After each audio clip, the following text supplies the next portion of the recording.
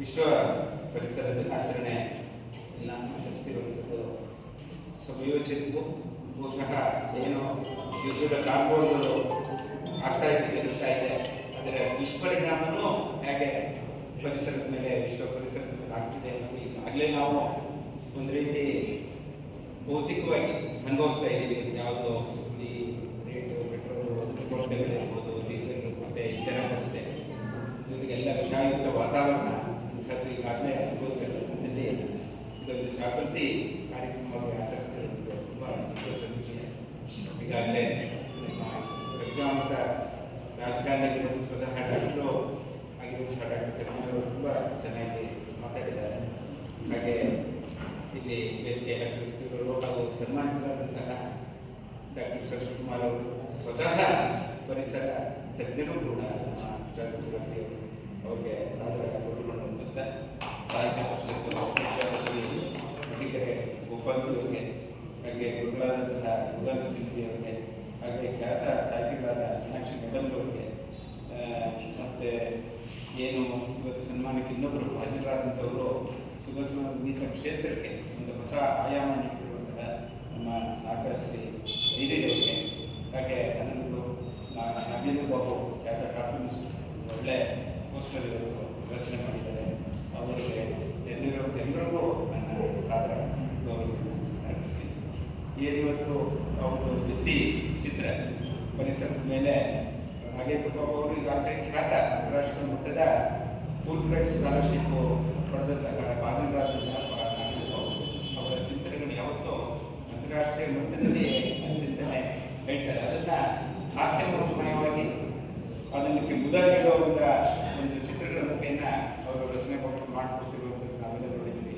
Star of Mysuru ಅನೇಕ ವೃತ್ತಪತ್ರಿಕೆಗಳಲ್ಲಿ ಅವರ ವ್ಯಂಗ್ಯ ಚಿತ್ರ, ವ್ಯಂಗ್ಯ ಭಾವಚಿತ್ರ, ವ್ಯಂಗ್ಯ ಚಿತ್ರಗಳು ಹಾಗೆ ಕುಹಕದ ಜೊತೆ ಅದರಲ್ಲಿ ಒಂದು ಜ್ಞಾನದ ಸಂದೇಶವನ್ನು ಹೊಂದಿರುವಂಥದ್ದು ನಾವು ಕಂಡಿದ್ದೀವಿ.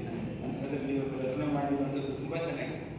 ಯಾರೋ ಅನೇಕ ಜೀವಿಗಳು ನಮ್ಮ ಭೂಮಿ ಕಡೆ ನೋಡ್ಬಿಟ್ಟು ಹೇಳ್ತಾ ಇದ್ದಾರಂತೆ, ಇನ್ನೊಂದು ಮಂಗಳ ಗ್ರಹ ಏನೋ ರಚನೆ ಆಗ್ಬಿಟ್ಟಿದೆ, ಎಲ್ಲೋ ಕಾಣಿಸ್ತಾ ಇದೆ, ಇನ್ನೊಂದು ಗ್ರಹ ಅಂತ ಆಗುತ್ತೆ. ಆಗ ಪಕ್ಕದಲ್ಲಿರೋದು ಹೇಳ್ತಾನೆ, ಅಯ್ಯೋ ಮರ ಮಂಗಳ ಗ್ರಹ ಅಲ್ಲ, ಭೂಮಿನೇ ನೋಡು, ಅದರ ಹೇಗೆ ಇವತ್ತಿನ ಈ ಯುದ್ಧ ಮತ್ತೆ ಏನು ಪರಿಸರ ನಾಶ ಆಗಿ ಅದು ಒಂದು ರೀತಿ ರೆಡ್ ಗ್ಲೋಬಲ್ ವಾರ್ಮಿಂಗ್ ಆಗಿ ಒಂದು ರೀತಿ ರೆಡ್ ಪ್ಲಾನೆಟ್ ತರ ಕಾಣಿಸ್ತಾ ಇದೆ. ಅದು ಭೂಮಿನೇ ಅದಪ್ಪ, ಅದು ಮಂಗಳ ಗ್ರಹ ಅಲ್ಲ. ಮಂಗಳ ಗ್ರಹ ಕಂಚಿನ ಚೆಂಬು ತರ ಹೊಡಿತಾ ಇದೆ ಮೇಲೆ. ನಾವು ಅದೆಲ್ಲ ಆಸ್ಟ್ರಾನಮಿನಲ್ಲಿ ನಾವೆಲ್ಲ ನೋಡಿರುವಂಥದ್ದು. ಹಾಗೆ ಭೂಮಿನೂ ಅದೇ ಮಟ್ಟಕ್ಕೆ ಬರ್ತಾ ಇದೆ. ಮುಂದೊಂದು ದಿವಸ ಅಲ್ಲೆಲ್ಲ ಪೂರ್ತಿ ವಿನಾಶ ಆಗಿ ಆಗುವ ಸಂಭವವಿದೆ ಅಂತ ಒಂದು ವಾರ್ನಿಂಗ್ ಕೊಡ್ತಾ ಇದೆ ಇನ್ನೊಬ್ಬ.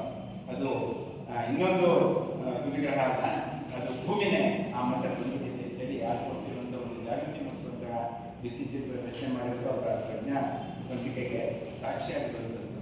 ಅಂತಹ ಒಂದು ಈಗಾಗಲೇ ವಿಷಮಯ ಪರಿಸ್ಥಿತಿಯಲ್ಲಿರುವ ನಮ್ಮ ಭೂಮಂಡಲ ಹಾಗೆ ವಿಷಯುಕ್ತವಾಗಿ, ವಿಷಮಯವಾಗಿ ನಾವೆಲ್ಲ ಹಿಂದೆ ನಮ್ಮ ಹಿರಿಯರು ಹೇಳ್ತಾ ಇದ್ದೀವಿ, ನಾವು ಇಡೀ ಭೂಮಂಡಲವನ್ನು 3 ಭಾಗ ಮಾಡ್ಕೊಳ್ಬೇಕು: ನೀರಿಗೆ, ಅರಣ್ಯಕ್ಕೆ, ಪ್ರಾಣಿಗಳಿಗೆ. ಆಮೇಲೆ ಇನ್ನೂ ಒಂದು ಹೇಳ್ತಾ ಇದ್ರು, 4 ಭಾಗನೂ ಮಾಡ್ಕೊಳ್ಬೇಕು: ನೀರು, ಅರಣ್ಯ, ಮನುಷ್ಯ, ಪ್ರಾಣಿ. ಹೀಗೆ 4 ಭಾಗಗಳನ್ನು ಮಾಡಿ ಸಹಭಾಗವನ್ನು ನಡೆಸಬೇಕು ಅಂತ ನಾವು ಹೇಳ್ತಾ ಇದ್ದೀವಿ. ನಗರ ಮಟ್ಟದಲ್ಲೇ ನಾವು ಆಗಿಲ್ಲ. ಹಿಂದೆ ಹುಲ್ಗಾವುಗಳಿಗೆ ಬಿಡ್ತಾ ಇದ್ವು, ಕೆರೆಗೆ ಬಿಡ್ತಾ ಇದ್ವು, ರಾಜಕಾರಣಿಗಳಿಗೆ ಬಿಡ್ತಾ ಇದ್ವು, ಗೋವುಗಳಿಗೆ ಅಂತ ಹುಲ್ಗಾವು ಬಿಡ್ತಾ ಇದ್ವು. ಇವತ್ತು ಏನೂ ಇಲ್ಲ. ನಗರೀಕರಣದಲ್ಲಿ ನಮ್ಮ ದೇವರಮಾಡ ಪ್ರಾಂತದಲ್ಲಿ ಬರದಲ್ಲಿ ಆಚೆಗೆ ಹುಲ್ಗಾವುಗಳು ಇಲ್ಲ, ಇತ್ತೆಗೆ ನೀರು ಕೆರೆಗಳು, ಇತ್ತೆಗೆ ಹೋಗ್ಕೊಂಡು ರೈಲ್ಗಳು ಸಹಿತ ಅದ್ರ ಮೇಲೂ ಪಾರ್ಕಿಂಗ್ಗಳು ರಚನೆ ಮಾಡಿ ಇವತ್ತು ಏನು ಹುಲ್ಗಾವುಗಳು ಯಾವುದೂ ಇಲ್ಲೇ ಇರುವಂಥ ಒಂದು ಪರಿಸ್ಥಿತಿ.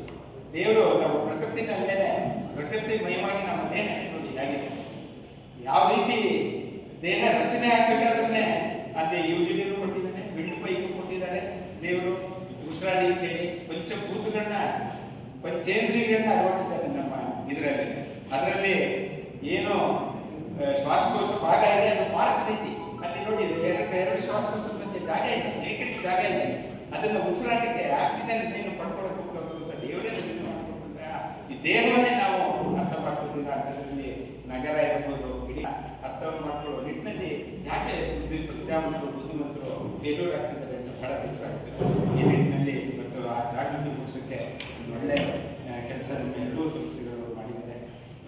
ಪರಿಸರ ಉಳಿಸೋ ನಿಟ್ಟಿನಲ್ಲಿ ಎಲ್ಲರೂ ಕಾರ್ಯೋನ್ಮುಖರಾಗಬೇಕು ಅಂತ ಸಂದರ್ಭದಲ್ಲಿ ಹೇಳ್ತಾ, ಇಬ್ಬರು ಏನು ಮಹಾನ್ ವ್ಯಕ್ತಿಗಳು ಇವತ್ತು ಭಾಗ್ಯವಾಗಿದ್ದಾರೆ ಈ ಪರಿಸರ ಕ್ಷೇತ್ರಕ್ಕೆ, ಆದಷ್ಟು ತಮ್ಮ ಕೊಡುಗೆ ಅವರ ಜ್ಞಾನವನ್ನು ಸಂದೇಶ ನೀಡೋದ್ರ ಮೂಲಕ ಈ ಪರಿಸರ ಉಳಿಸೋದಕ್ಕೆ ನಾವೆಲ್ಲ ಕೆಲಸ ಮಾಡಿ.